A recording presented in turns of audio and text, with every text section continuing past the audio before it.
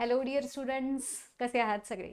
Gravitation हा chapter आजपासून आपण रिस्टार्ट करणार आहोत. इनफॅक्ट आपला 10वीचा सगळाच सिलेबस आपण रिस्टार्ट करत आहोत बिकॉज जे व्हिडिओज आपल्या चॅनलवरती आत्ता अवेलेबल आहेत ते ऑलमोस्ट 4 इयर्स बॅक आहेत.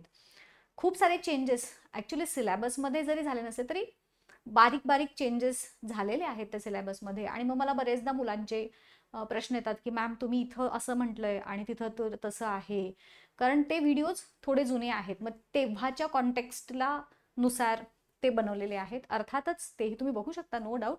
पण आता आपल्याकडे आधी ग्रीन बोर्ड होता, आता आपल्याकडे डिजिटल बोर्ड आलेला आहे. सो अजून थोडंसं ॲडव्हान्स लेवलवरती जाऊन तुम्हाला शिकवण्याचा मी विचार केला आणि म्हटलं चला आपण हे जी चॅप्टर्स आहेत ते पुन्हा एकदा सुरू करूयात. But before starting with the chapter, काही महत्त्वाची अनाउन्समेंट. आपल्या ऑनलाईन क्लासेससाठीचे 8वी 9वी आणि 10वीचे ॲडमिशन्स चालू आहेत. सो ज्यांना आपल्या ऑनलाईन क्लासेसना जॉईन करायचं आहे आणि माझ्याकडून आणि विद्या मॅमकडून पर्सनल लेवलवरती गायडन्स घेऊन तुमच्या स्कोअर बूस्ट करायचा आहे, त्या स्टुडंट्सनी मला आणि विद्या मॅमना कॉल करू शकता. Also there is a great news की आपल्याकडे 11th आणि 12thचे मॅथ्ससाठीचे state board regular board exam आणि आपली जी जेईची एक्झाम असते बेसिक आणि ॲडव्हान्स लेवलची, त्याचे देखील ऑनलाईन क्लासेस आपल्या विद्या मॅम घेत आहेत. खूप जास्त एक्सपिरियन्स आहे त्यांना ह्या फील्डमध्ये टीचिंग करण्याचा. सो जे स्टुडंट्स इंटरेस्टेड असतील तर तिथे देखील मॅमना तुम्ही कॉन्टॅक्ट करू शकता. ठीक आहे. सो जास्त तुमचा वेळ घेत नाही, आपण सुरू करूयात आपला आजचा पहिला पार्ट ग्रॅव्हिटेशन चॅप्टरचा. आणि तो आहे बेसिक मी गोष्टी ह्याच्याशी रिलेटेड तुम्हाला सांगणार आहे की ज्या जर तुम्हाला कळल्या नाहीत तर हा चॅप्टर समजणं थोडंसं डिफिकल्ट होऊ शकतं तुमच्यासाठी. सो ग्रॅव्हिटेशन हा बेसिकली काय आहे? It is a force.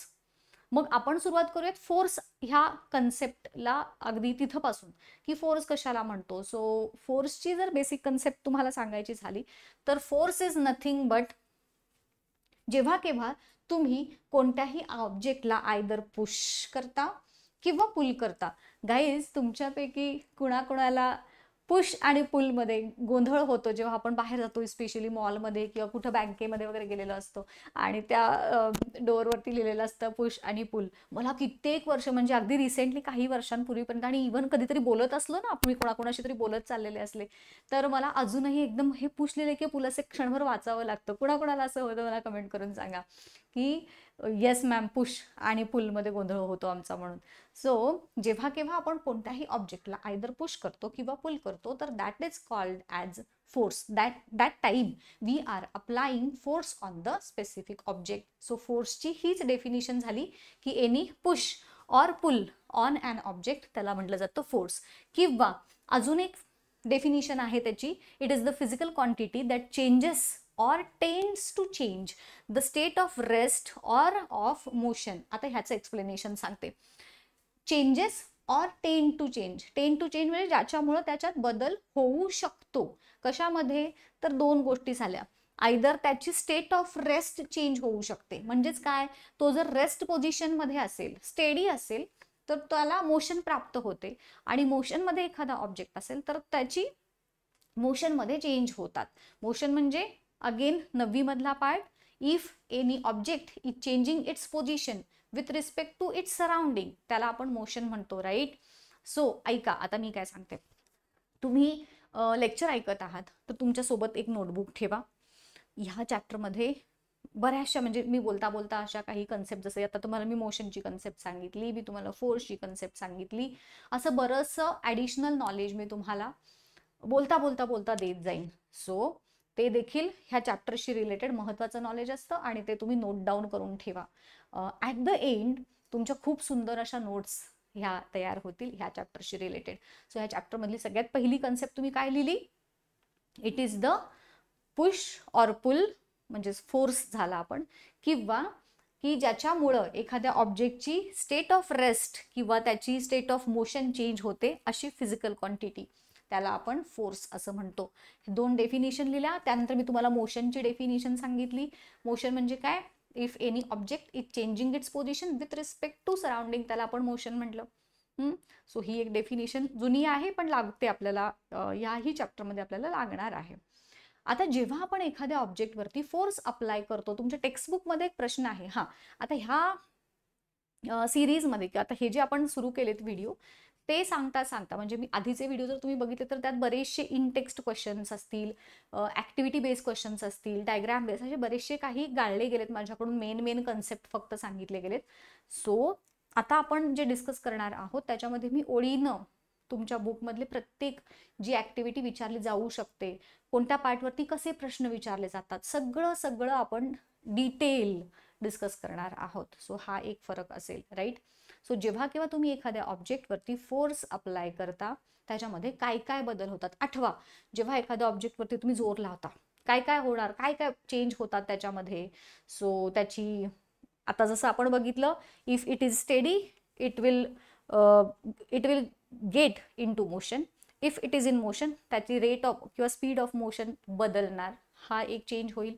त्याची साईज चेंज होईल, त्याचा शेप चेंज होईल, हो की नाही. So what are the effect of forces whenever you apply a force on any object, त्याची इफेक्ट काय होतात, तर it moves a body at rest. जेव्हा एखादी बॉडी ॲट रेस्ट असते तर तिला आपण मूव्ह करू शकतो when we apply force to that object.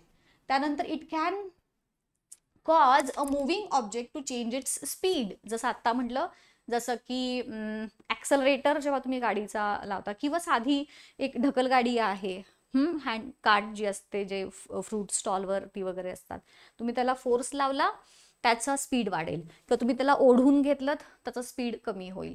So moving ऑब्जेक्टचा speed वाढेल पण किंवा कमी पण होईल. It can cause moving object to change its direction. सरळ जात आहे आणि मी या दिशेनं त्याला फोर्स अप्लाय केला, एक काहीतरी असंच एक चाक आहे आणि ते असं सरळ चाललंय आणि मी त्याला इकडून ढकललं, काय होणार, it will change its direction. सरळ जात होतं, डायरेक्शन बदलली.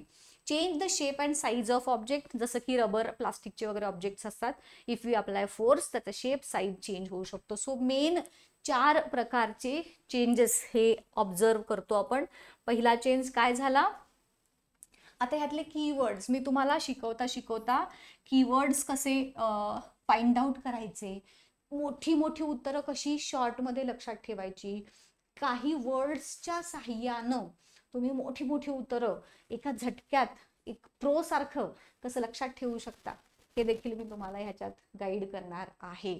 सो आता जेव्हा effects of force on an object असं तुम्हाला विचारलं जातं, तेव्हा तुम्ही काय कराल,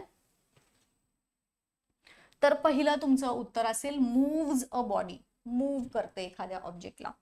त्यानंतर चेंज स्पीड होतो, ऑलरेडी जर मूव्हिंग असेल तर त्याचा स्पीड चेंज होतो, त्याची डायरेक्शन चेंज होते आणि शेप अँड साईज चेंज होतो. एवढे काही शब्द तुम्ही फक्त लक्षात ठेवायचे आहेत. आणि आता ऐका, हे शब्द तर तुम्ही लक्षात ठेवले, पण बरेचसे स्टुडंट्स माझे हे तर करतात, अगदी माझे स्टुडंट्स आज्ञाधारक आहेत, जसं सांगेल जे सांगेल ते बिचारे करत असतात. पण एक गोष्ट काय होते, सायन्समध्ये जरी ग्रामरला इतकं महत्त्व नसलं तरी सुद्धा आपलं उत्तर हे निर्दोष असावं, अगदी ग्रॅमॅटिकल त्याच्यात काही मिस्टेक्स असू नयेत. मग बरेचदा असं, जसं फॉर एक्झाम्पल हे एक सेंटेन्स आहे, moves a body at rest, तर आपल्याला सांगायचं काय आहे की मूव्हमेंट होते, तर मूव्ज बॉडी इन रेस्ट, किंवा असं काहीतरी वेगळं वाक्य की ज्याचा अर्थ थोडासा ऑड वाटतो, कानाला खटकतं ना, काही वाक्य असतात, आपण जर ग्रॅमॅटिकली नीट उच्चारली नाहीत तर ते आपल्या कानाला खटकतात बघा वाक्य. सो तसं होतं. मार्कवरती पडेल किंवा नाही पडेल फरक, मे बी त्याचा जर अर्थ बदलला तर नक्कीच पडू शकतो. त्यामुळं साईड बाय साईड तुम्ही, म्हणजे कीवर्ड्सवरून मी नेहमी काय सांगते मुलांना की कीवर्ड्स लक्षात ठेवायचे आणि त्याच्या भोवतीनं वाक्य तयार करायचं. पण हे वाक्य तयार करत असताना मेक शुअर की ते ग्रॅमॅटिकली करेक्ट असेल, ही महत्वाचं आहे. ठीक आहे. आता फोर्सचे 2 वेगवेगळे प्रकार आपण 8वी आणि 9वी ह्या वर्षात शिकलोय. टाइप्स ऑफ फोर्सेस कोणते कोणते? एक नॉन कॉन्टॅक्ट फोर्स आणि एक कॉन्टॅक्ट फोर्स. आपण अजून एक प्रकार शिकलो होतो बघा, डू यू रिमेंबर? बॅलन्स्ड आणि अनबॅलन्स्ड फोर्स. तर तेही आपण डिस्कस करूयात. सो दोन वेगवेगळ्या क्रायटेरियाचा विचार करून हे आपण क्लासिफाय केले. म्हणजे फोर्सचे हे जे दोन प्रकार मी तुम्हाला बोलले, एक प्रकारच्या वर्गीकरणानुसार फोर्सला आपण कॉन्टॅक्ट फोर्स आणि नॉन कॉन्टॅक्ट असं दोन प्रकारामध्ये डिवाइड करू शकतो. ठीक आहे, हा एक वर्गीकरणाचा प्रकार झाला. म्हणजे फॉर एक्झाम्पल बघा, हा तुमच्या क्लासमधली तुम्ही स्टुडंट्स आहात आणि जर तुम्हाला म्हटलं की विविध क्रायटेरियांचा वापर करून तुमच्या क्लासमधल्या स्टुडंट्सना डिवाइड करा, मग एक क्रायटेरिया असा असू शकतो की मुलं आणि मुली, हा एक क्रायटेरियानुसार मी त्यांना डिवाइड केलं. अजून एक क्रायटेरिया असा असू शकतो की म्हणजे फॉर एक्झाम्पल 90% अबोव्ह आणि बिलो 90%. आलं का लक्षात? सो वेगवेगळ्या क्रायटेरियाच्या आधारे आपण ते क्लासिफाय केलं. तसं फोर्सला एका क्रायटेरियाच्या आधारे आपण कॉन्टॅक्ट आणि नॉन कॉन्टॅक्ट फोर्स ह्या एका प्रकारानं डिव्हाइड केलं. आणि दुसरा एक प्रकार जसं म्हटलं मी तुम्हाला, बॅलन्स्ड आणि अनबॅलन्स्ड फोर्स. सो मी पहिल्यांदा इथं बॅलन्स्ड आणि अनबॅलन्स्ड बद्दल सांगते. बॅलन्स्ड फोर्स कोणाला म्हणायचं? तर जगातली, ऐका एकदम सोप्या पद्धतीने सांगते, जगातली कोणतीही स्टेडी ऑब्जेक्ट जे असतं, स्थिर जागा मी अशी उभारले, सो इकडून इकडून इकडून इकडून सगळीकडून माझ्यावरती जो फोर्स अप्लाय झालेला आहे इट इज बॅलन्स्ड फोर्स. सगळीकडून इक्वल फोर्स आहे म्हणून मी एका जागी उभी आहे. आता समजा इकडून कोणीतरी आलं आणि मला ढकललं, काय होणार? इकडून फोर्स जास्त लागला, म्हणजेच बाकीकडून इक्वल आहे पण इकडून जास्त फोर्स लागल्यामुळे आता काय झालं? माझी मूवमेंट झाली. सो इन दॅट केस माझ्यावरती ऍक्ट होणारा फोर्स हा अनबॅलन्स्ड फोर्स असतो.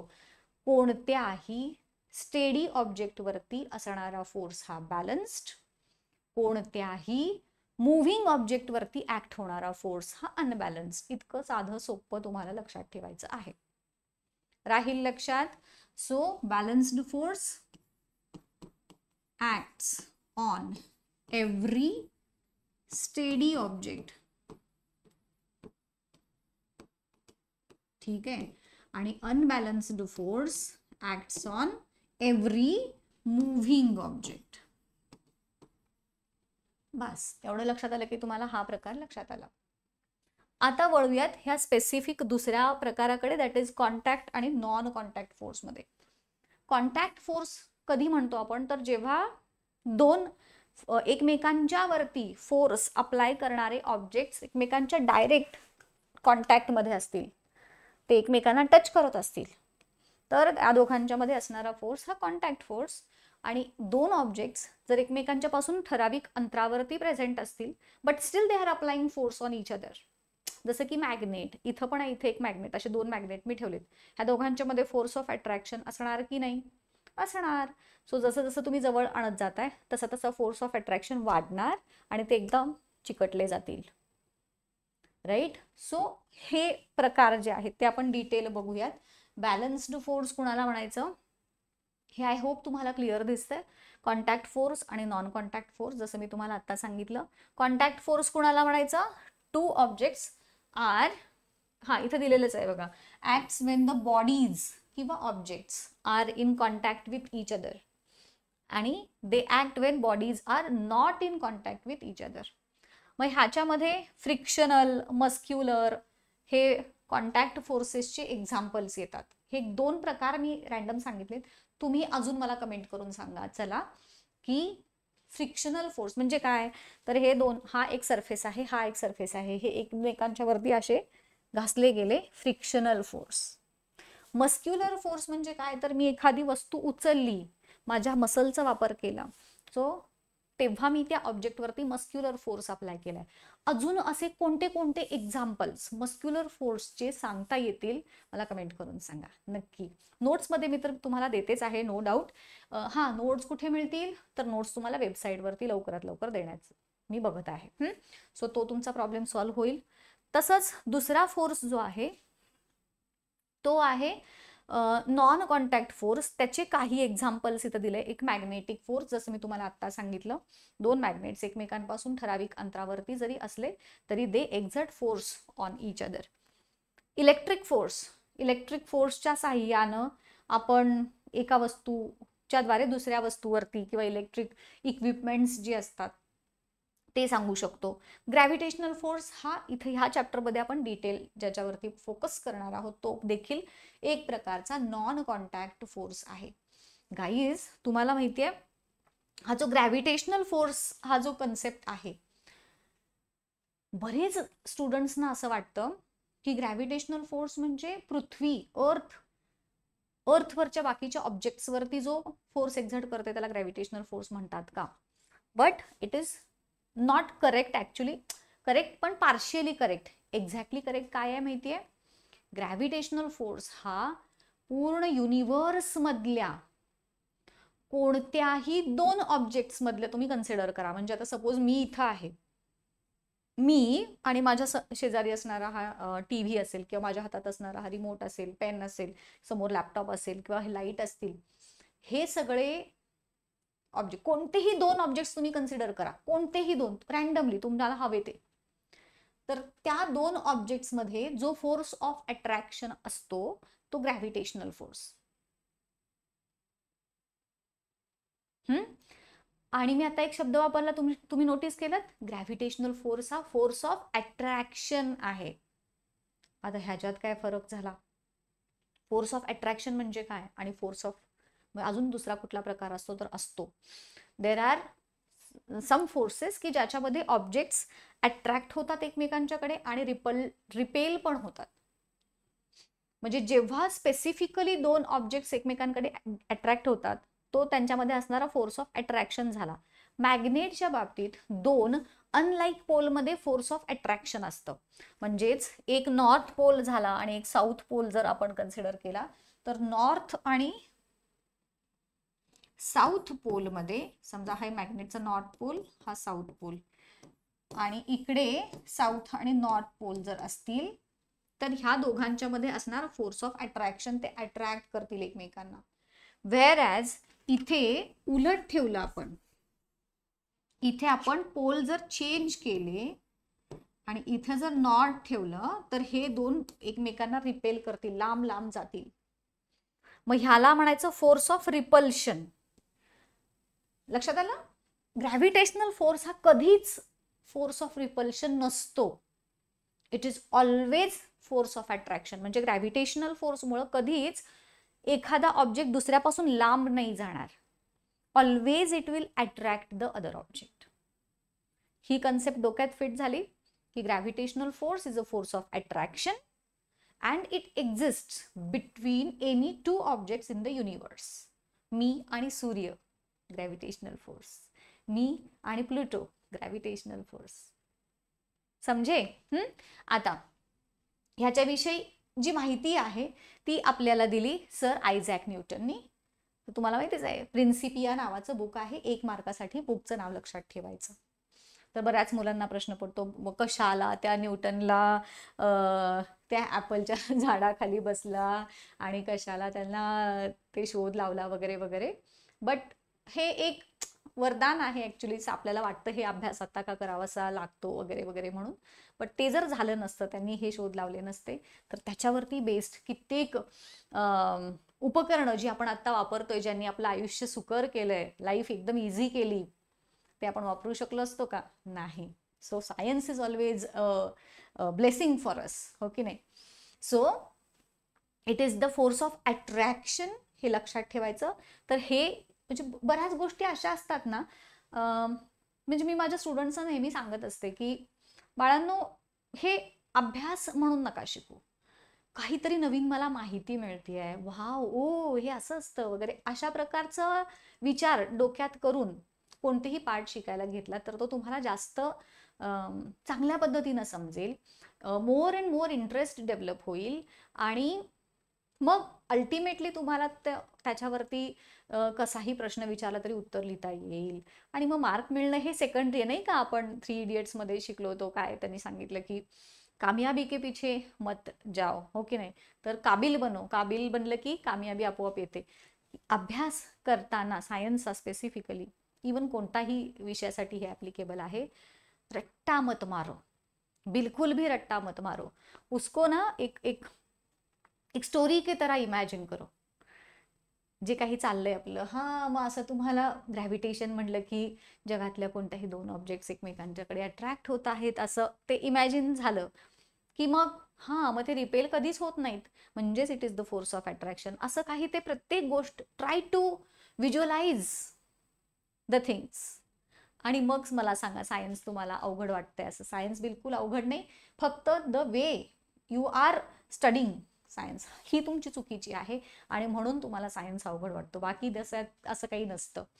ठीक आहे. सो हे लक्षात आलं. ग्रॅव्हिटेशनचा शोध कोणी लावला, कोणत्या बुकमध्ये सांगितलं, 1 मार्कसाठी ही डेफिनेशन एक झाली. आता आले आपले questions. Why all apples fall vertically downward and not an angle to the vertical? Why do they not fly off in horizontal direction? न्यूटननी जेव्हा ते ॲपलच्या झाडाखाली बसलेले असताना ते ॲपल टुम करून त्यांच्या डोक्यावर पडलं, तेव्हा मग त्यांना असा विचार केला की अरे यार, हे ॲपल असंच का आलं, इथून इकडे का नाही गेलं, किंवा दुसऱ्या कोणत्याही डायरेक्शननं का गेलं नाही? बरोबर ना? असं का होतं, असा एक प्रश्न तुम्हाला विचारलेला आहे.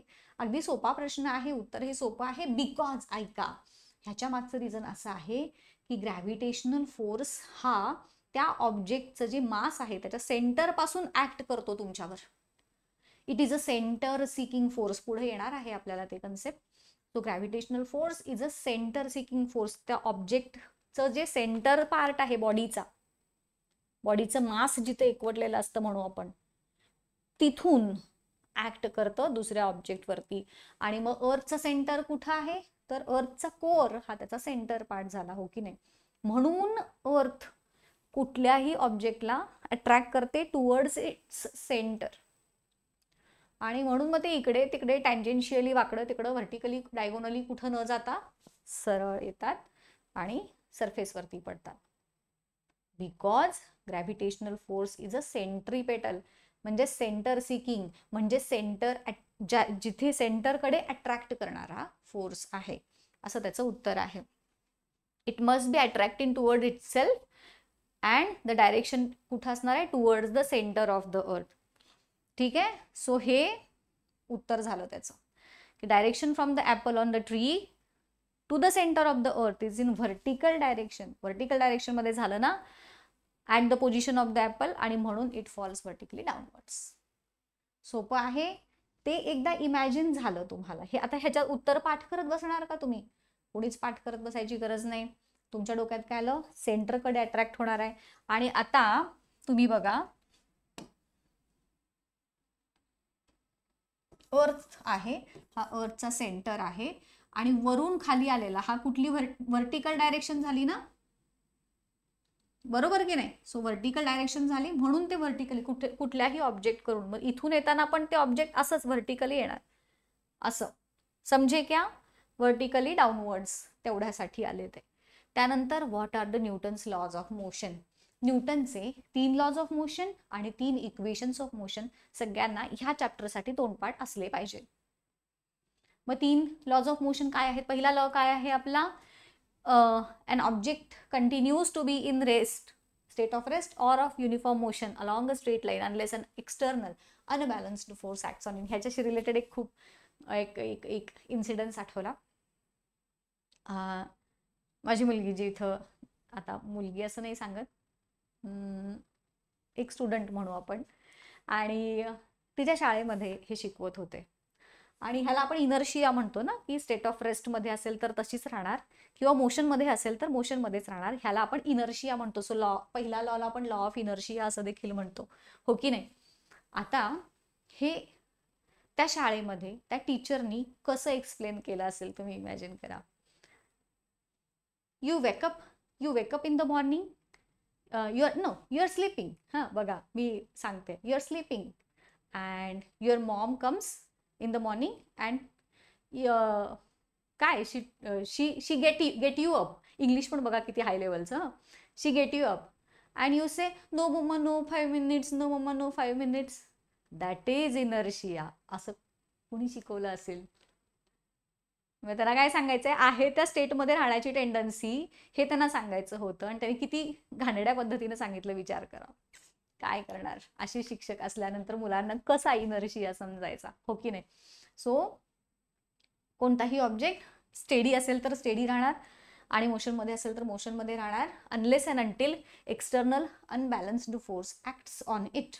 त्याला आपण लॉ ऑफ इनर्शिया म्हणतो. हा आपला न्यूटनचा पहिला लॉ झाला. इथं हे एक्झाम्पल्स होते, आठवत आहे की ही मोशनमध्ये आहे तर आपली बॉडी पण मोशनमध्ये जाते. जेव्हा ती स्टॉप होते, हा पार्ट जो बॉडीचा आहे तो गाडीच्या बरोबर स्टॉप होतो, परंतु this part of the body remains in motion आणि म्हणून ब्रेक लागल्यानंतर आपण पुढे जातो. पुढे जातो का मागं जातो रे? कसं जातो? ब्रेक लावल्यानंतर सांगा मला कमेंट करून, मागं जातो की पुढे जातो? त्यानंतर Newton's second law of motion, law of momentum ज्याला म्हणतो आपण. Rate of change of momentum is proportional to the applied force and change in momentum occurs in the direction of force.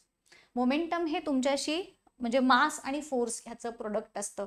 जितकं मास जास्त असेल ऑब्जेक्टचं त्याचं तितकं मोमेंटम जास्त असणार. म्हणजेच मला जर एखाद्याला मारायचंय तर मी असं करून जेव्हा जोरात तेव्हा ते जास्त लागणार आणि मी असं केलं तर ते हळूच लागणार, हो की नाही. सो फोर्स त्याच्यावरती किती अप्लाय करताय आणि त्याचं मास काय आहे याच्यावरती मोमेंटम. मोमेंटम हा दोघांचा मल्टिप्लिकेशन गुणाकार आहे थोडक्यात, मास आणि फोर्सचा. आणि हे त्याचं एक्झाम्पल आहे. म्हणजे मास 400 किलोचं आहे तर तुम्हाला त्याच्यावरती जास्त फोर्स अप्लाय करावा लागेल. 40 किलोचं असेल तर कमी फोर्स अप्लाय करायला लागेल. तुम्ही त्याची मुवमेंट करणं इझी बनेल. Law of momentum. आणि तिसरा आहे जो every action force has an equal and opposite reaction force which act simultaneously. मी अगेन मग असं उदाहरण, जेव्हा मी कोणाला तरी मारते तर ॲट द सेम टाइम मला पण लागतं ना माझ्या हाताला. सो ह्या तिसऱ्या लॉचं एक्झाम्पल झालं ते की ऍक्शन फोर्स, बुलेट पुढं जाते आणि गन जी आहे ती रिकॉईल होते, मागे येते. सो हे न्यूटनचे 3 लॉज. 3 इक्वेशन्स ऑफ मोशन सिक्वेन्सनं काय आहेत हे मला तुम्ही कमेंट करून सांगा. मी इथे इन्क्लूड केलं नाही, पुढं मी सांगणारच आहे, पण बघू सिक्वेन्सनं सांगायचे. दॅट सिक्वेन्स पण मॅटर करतो. हा की कोणतं फर्स्ट इक्वेशन म्हणलं की तुम्ही काय सांगणार, सेकंड म्हणलं की काय सांगणार आणि थर्ड म्हणलं की काय सांगणार, मला कमेंट करून सांगा अलॉंग विथ युअर नेम की माझं नाव हे आहे आणि हे 3 इक्वेशन्स ह्या पद्धतीनं आहेत. आता हे पार्ट मी का ह्याच्यामध्ये इन्क्लूड केलेला आहे तर तुम्हाला मी जसं सांगितलंच प्रिन्सिपिया बुकचं नाव हे आहे. आणि इथं जी हे दिलेली आहे कॅल्क्युलस, तुम्ही एक लक्षात घ्या, एक डोक्यात फिट ठेवा. दरवर्षी पेपरमध्ये असा काही प्रश्न येतो की जो आत्तापर्यंत कधीच विचारलेला नसतो. मोस्टली तो 1 मार्काचा पण असतो. गेल्या 2-3 वर्षाचा जर पॅटर्न बघितला तर तुमच्या असं लक्षात येईल की हळूहळू थॉट प्रोव्होकिंग प्रश्नांची संख्या हळूहळू वाढत आहे. त्यामुळे पुस्तकातला कोणताच पार्ट आपण अभ्यास केला नाही किंवा वाचलाच नाहीये असं होऊ नये यासाठी मुद्दामून हा पार्ट मी ह्याच्यात इन्क्लूड केलेला आहे. अगदी काय खूप नाही सांगायचं. हे बुकचं नाव प्रिन्सिपिया मी तुम्हाला मगाशीच सांगितलेलं आहे. आणि हे की त्यांनी कोणती ब्रँच ऑफ मॅथमॅटिक्स केली तर कॅल्क्युलस ही केली. आणि first scientist to construct reflecting telescope हे पण आयझॅक न्यूटनच होते. हे 2-3 माहिती ह्याच्यातली तुम्हाला लक्षात ठेवायची आहे. फक्त एवढंच, म्हणजे मेन काय आहे ह्याच्यातलं तो पार्ट. हे जे आहे स्टोनचा ऍक्टिव्हिटी आपल्या पुस्तकामधली, tie a stone to at the end of 1 string आणि मग are you applying a force आणि त्याची डायरेक्शन काय आहे, how will you stop this force from acting and what will be the effect on the stone. तुम्ही जेव्हा गोल गोल गोल गोल फिरवताय तेव्हा काय होणार, are you applying a force, तर ऑब्व्हियसली मी फोर्स अप्लाय करते म्हणून तर त्या स्टोनची मुवमेंट होती आहे. कोणत्या डायरेक्शननं फोर्स अप्लाय करत आहे, मी सेंटर मधून अप्लाय करते टँजेन्शियल डायरेक्शन मध्ये. How will you stop this force from acting, मी जेव्हा तो दोरा रिलीज करून देईन माझ्या हातातून तेव्हा तो त्याच्यावरती ऍक्ट होणारा फोर्स मी स्टॉप करेन. आणि मग इफेक्ट काय होणार, तर मी जेव्हा ती दोरी हातातून सोडली, बघा हा, when I release the string, तर रिलीज केल्यानंतर तो स्टोन ज्या पोझिशनला असेल तिथून सरळ 90 डिग्रीज मध्ये, ज्याला टँजेन्शियल असा शब्द आहे, 90 डिग्रीज मध्ये ती स्ट्रिंग सरळ जाणार. स्ट्रिंग नाही, तो जो स्टोन आहे तो, समजा तो स्टोन इथं असेल तर इथून 90 डिग्रीज मध्ये जाणार. हा, आता तो ह्या दिशेनं फिरतोय म्हणून समजा ते दोरा असा फिरत असेल आणि तो स्टोन इथं असेल तर इथून 90 डिग्रीज मध्ये तो असा जाणार. हे तुम्हाला लक्षात आलं पाहिजे. मी जिथून कुठून सोडला हातातून तो स्ट्रिंग आणि त्यावेळेस तो स्टोन अशी माझी मोशन असेल तर तो असा पुढे जाईल, अशी असेल तर इकडे जाईल. समजे? तर जिथं कुठं आहे तिथून 90 डिग्रीज मध्ये तो पुढे जाईल. त्यानंतर सेंट्रिपेटल फोर्सची कन्सेप्ट मी जसं आता तुम्हाला सांगत होते की सेंट्रिपेटल फोर्स म्हणजे सेंटर सिकिंग फोर्स, जो ऑब्जेक्टच्या सेंटर मधून दुसऱ्या ऑब्जेक्टला वरती ऍक्ट करतो. तर तेवढीच फक्त कन्सेप्ट लक्षात ठेवायची. सेंट्रिपेटल फोर्स की the force which is acting on any object in a circle and directed towards the centre. म्हणजे इवन आत्ता ह्या ह्या डायग्राम मध्ये जो आपण बघितलाय हाही सेंट्रिपेटल फोर्सचं एक्झाम्पल आहे. हे तुमच्या डोक्यात क्लिक झालं का? की इथं आहे म्हणजे हा सेंटर आहे आणि इथून फोर्स अप्लाय झालाय ना रे त्या दगडावरती. सो ह्या स्टोनवरती ऍक्ट होणारा फोर्स हा देखील सेंट्रिपेटल फोर्स आहे. सन सगळ्या प्लॅनेट्स वरती सेंट्रिपेटल फोर्स ऍक्ट करतो, बरोबर. वरून अर्थकडे येणारा प्रत्येक ऑब्जेक्ट सेंट्रिपेटल फोर्समुळे अर्थच्या सेंटरकडे खेचला जातो सगळे. सो ग्रॅव्हिटेशनल फोर्स हा स्पेसिफिकली सेंट्रिपेटल आहे, म्हणजेच ऑब्जेक्टच्या सेंटरकडे तो दुसऱ्या ऑब्जेक्टला अट्रॅक्ट करणार. Got it? Because of this force object tries to go toward the centre of the circle, जसं की motion of moon around the earth, motion of all the planets around the sun. ही सगळी examples झाली centripetal फोर्सची. Centripetal force म्हणजे centre seeking force असं लिहून ठेवा. सेंटर सिकिंग इथं कुठं दिलंय का मी? इथं दिलेलं आहे बघा. सेंटर सिकिंग फोर्स म्हणजे सेंटरकडे खेचणारा. सीक म्हणजे बघणे किंवा सीक म्हणजे बघणेच असे ह्या अर्थाने घेऊयात. सो शोधणे, बघणे असं ह्या अर्थाने. सो सेंटर सिकिंग फोर्स म्हणजे सेंटरकडे खेचणारा फोर्स झाला हा सेंट्रिपेटल फोर्स. ठीक आहे. सो आता आजचा क्वेश्चन तुमच्यासाठी आहे की तुम्हाला सेंट्रिपेटल फोर्सची कन्सेप्ट सांगायची आहे अलॉंग विथ वन एक्झाम्पल. आजच्या ह्याच्यामध्ये तुम्ही तो एक पार्ट सांगणार आहात आणि दुसरा तुमच्यासाठी क्वेश्चन आहे कोणत्या बुकमध्ये, लिहून घ्या आणि उत्तर मला कमेंट करून सांगितले तरी चालेल, कोणत्या बुकमध्ये न्यूटनने ह्या ग्रॅव्हिटेशनल फोर्स बद्दलची इन्फॉर्मेशन आपल्याला दिली. पहिला क्वेश्चन, सेंट्रिपेटल फोर्स म्हणजे काय?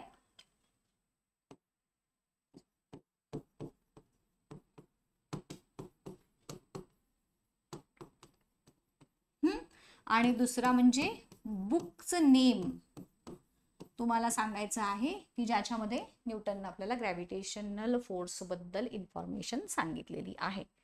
ठीक आहे, समजलं? कसा वाटला व्हिडिओ मला नक्की सांगा. तुम्हाला अजून काही स्पेसिफिक रिक्वायरमेंट असतील तर त्या सांगा. आवडला असेल तर लाईक, शेअर आणि सबस्क्राईब करायला विसरू नका. ठीक आहे. सो इथेच थांबूयात, भेटूयात पुढच्या व्हिडिओमध्ये. Till then good bye, thank you.